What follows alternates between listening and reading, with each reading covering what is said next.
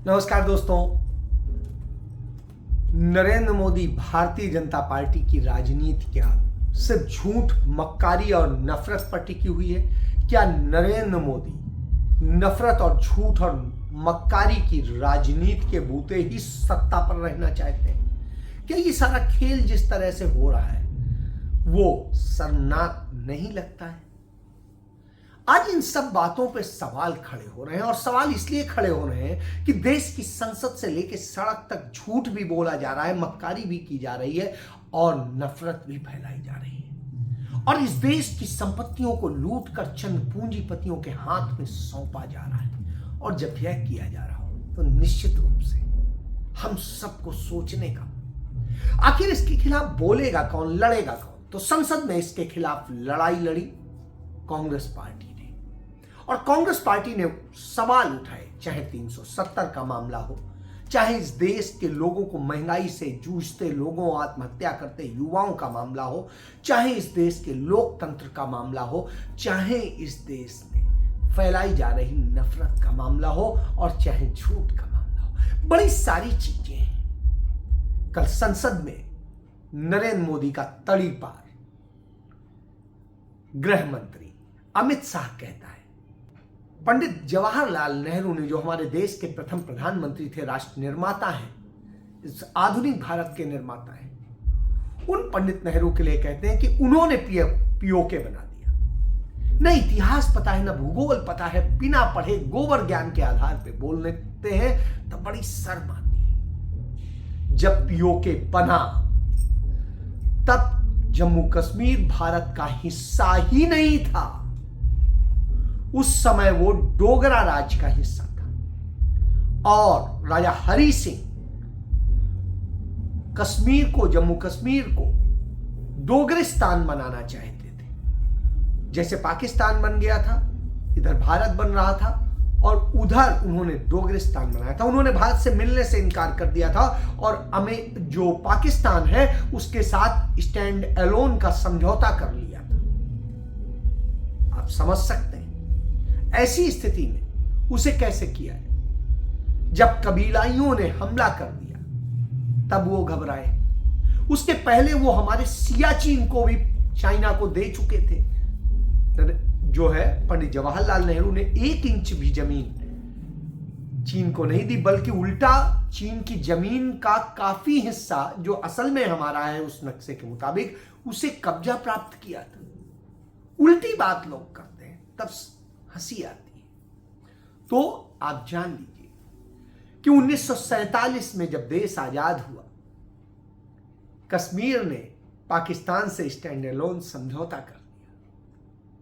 जब पाकिस्तानी कबीलियाइयों के वेश में उनकी सेना को उन्होंने भेज करके और पीओके पर कब्जा कर लिया और बहुत सारे कश्मीर में आ गए थे, श्रीनगर तक आ गए थे। जब हार गए राजा हरि सिंह तो दौड़े दौड़े भारत आए और दिल्ली में आकर नेहरू से गिड़गिड़ाए। तब नेहरू ने कहा कि हम मदद तो कर देंगे, लेकिन शर्त यह है कि आपको भारत से मिलना होगा। उन्होंने कुछ शर्तें रखी, कहा ठीक है।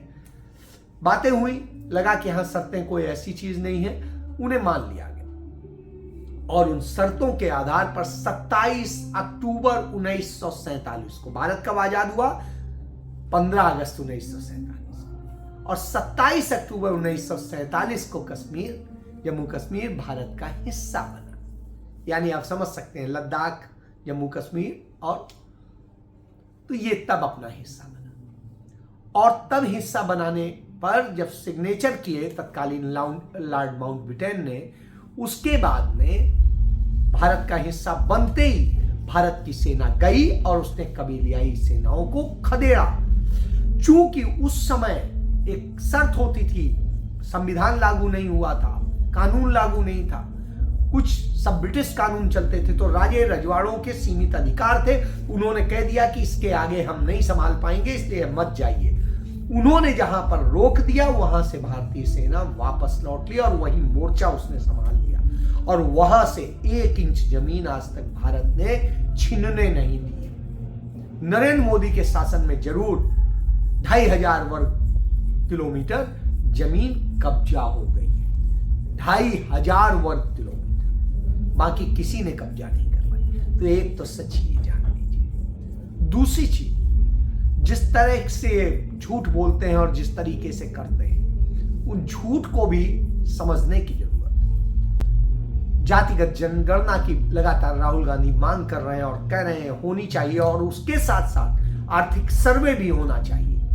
जातिगत जनगणना और आर्थिक सर्वे वो क्यों कह रहे हैं, इसको समझने की जरूरत है। इसको समझने के पहले अमित शाह की बात समझनी पड़ेगी। अमित शाह ने कल फिर संसद में झूठ बोला और फिर यह सहारा लिया कि राजीव गांधी ने 7 सितंबर 1990 में संसद में कहा था, जब पिछड़ों को आरक्षण देने के मसले पर बहस हो रही थी संसद में, तो उन्होंने कहा था यह दुर्भाग्यपूर्ण है कि हम जाति के आधार पर इस देश को बांटने जा रहे हैं। हमें इस देश को उन्नति पे लाना चाहिए और उसके लिए हमें जाति प्रथा कैसे खत्म की जाए, इस पर जाति विहीन समाज कैसे बनाया जाए और विकासशील समाज बने, इसके लिए काम करना चाहिए। और इसके लिए काम करना जरूरी है। इसीलिए 1980 में श्रीमती इंदिरा गांधी ने नारा दिया था, न जात पर न पात पर मोहर लगेगी हाथ पर। तो जाति और धर्म के भेद को भुला करके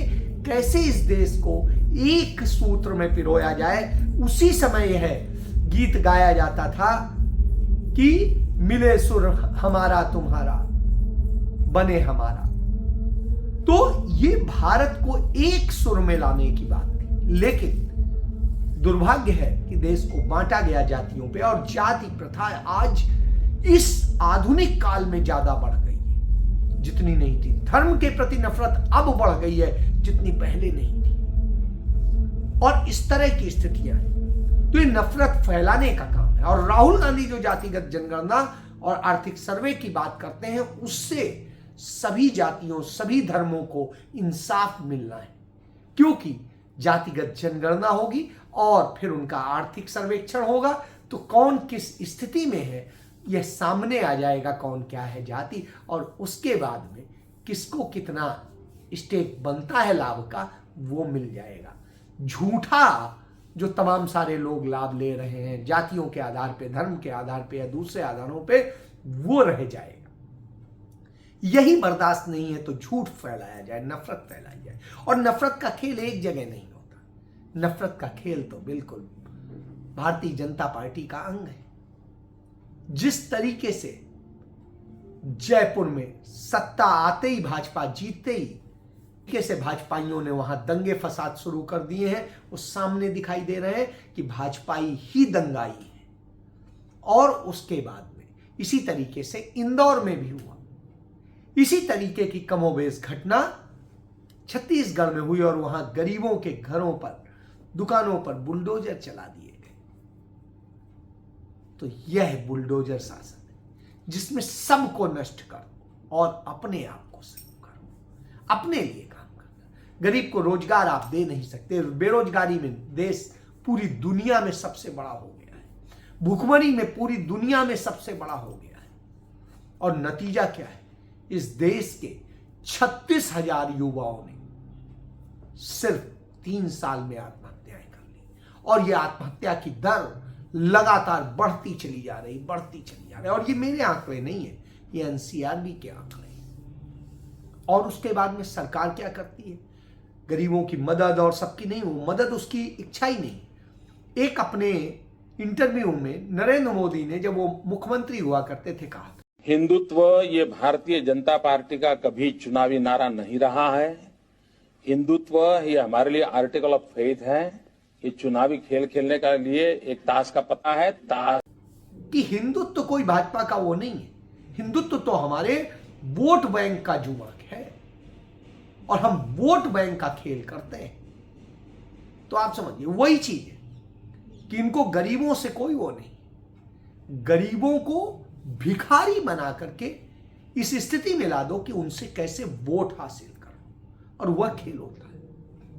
इसके लिए जरूरत होता है 2 तरह की चीजें, पूंजीवाद और लूट। तो वो कैसे होती है? इन 5 राज्यों के चुनाव में भारतीय जनता पार्टी ने तकरीबन 25,000 करोड़ रुपया खर्च किया। और कांग्रेस पार्टी के पास 79 यानी 79 करोड़, 79 करोड़ और 25,000 करोड़। आप कल्पना करिए। और उसके बाद में लोग कहते हैं, ये किस आधार पे कह रहे हैं? क्योंकि जो कारपोरेट ने चंदा दिया और जिसका एडीआर की रिपोर्ट है, उसमें पता चला कि 725 करोड़ रुपया सिर्फ भारतीय जनता पार्टी को चंदा मिला और कांग्रेस पार्टी को 79, यानी कांग्रेस पार्टी से कई हजार गुना अधिक जो है परसेंट अधिक जो है भारतीय जनता पार्टी को मिलता है। और इसके बाद में जो गोपनीय सोर्सेस से मिलता है उसका कोई जिक्र ही नहीं है। तो आप इससे समझ सकते हैं चुनावी बांड और दूसरी चीजों का जो एक खेल है, चुनाव जिस तरह से महंगा किया गया है, ये पूंजीपतियों के हिसाब से। अब पूंजीपति इसलिए तय कर रहे हैं और वो कहां कहां कैसे खेल करते हैं। तो जब लोग कहते हैं ईवीएम और सब चीज, मैं उस पर बहुत कुछ नहीं जानता हूं। मुझे लगता है कि यदि इतना पैसा खर्च कर रही है जो पार्टी, निश्चित रूप से कुछ ना कुछ तो होगा ही। लेकिन मैं जो सबसे बड़ी चीज है कि जो ये इतना पैसा दे रहे हैं, आखिर उन्हें फायदा क्या मिलता है? उसका फायदा मिलता है, आप खुद संसद में बता दिया वित्त राज्य मंत्री ने कि हमने जो 11.25 करोड़ रुपया लोन दिया, उसमें 50% से अधिक यानी 50% से अधिक हमने पूंजीपतियों का माफ कर दिया। खुद कहा, इतनी बेशर्मी से कहा। तो यानी आधे से अधिक तो इन पूंजीपतियों का यह है कि सरकार से आप 1,000 करोड़ लो और उसे 450 करोड़ या 425 करोड़ या 450 करोड़ दे दो, बाकी आप खा जाओ और जो खाओ उसमें दोनों लोग बराबर बराबर बांट लो और बाद में कह दो हमारी कंपनी तो भाई दिवालिया हो गई। और जो एनसीएलटी में कंपनी अपने आप को दिवालिया घोषित करती है, वही कंपनी के लोग चार्टर्ड प्लेन से चलते हैं, 5 स्टार होटलों में रहते हैं और न जाने क्या क्या सुख सुविधाएं होती हैं। तब नरेंद्र मोदी करोड़ों रुपए की कारों से चलते हैं, हजारों करोड़ के विमान उनके पास। यह तो ये सारी लूट है और यह पैसा फिर जाकर के चुनाव में और सब जगह यूज होता है। कांग्रेस पार्टी के खिलाफ, विपक्ष के खिलाफ नरेशन बनाने में यूज होता है और उन काला धन इकट्ठा करने वालों पे कोई कार्रवाई नहीं होती। कार्रवाई किन पे होती है? जो गैर भाजपाई है, यानी कांग्रेस और उसके साथियों पर से सब कुछ जो चुपचाप बैठ गया उस पर कुछ नहीं। तो राहुल गांधी इसीलिए बार बार बोलते हैं, इसीलिए सवाल उठाते हैं कि आखिर ये लूट किसके लिए? तब आता है अडानी जी है ना, तो वो सेल कंपनियां, वो सारी चीजें, वो लूट जिनके नाम पे खेल हो रहा है, सरकारी संपत्तियां बेच के खेल हो रहा है, सरकारी तमाम लाभ दिए जा रहे हैं, वो इसीलिए हो रहे हैं। तो इस लूट से बचना है, देश को बचाना है, खुद को बचाना है, अपने परिवार और बच्चों के भविष्य को बचाना है, तो उन्हें आत्महत्या नहीं करने देनी है। तो आपको वापस आना पड़ेगा और आकर के कांग्रेस के साथ खड़ा होना पड़ेगा, मोहब्बत की दुकान के साथ खड़ा होना पड़ेगा। नहीं तो झूठ और नफरत में आप पिस जाएंगे, जातिवाद में मर जाएंगे और नफरत आपको खत्म करेगी, किसी नेता को नहीं। क्योंकि किसी नेता का ना घर जलता है, ना दुकान जलती है, ना वो मारा जाता है। मारे जाते हैं आप, हम और वो लोग। इसलिए मोहब्बत की दुकान बेहद जरूरी है। जय हिंद।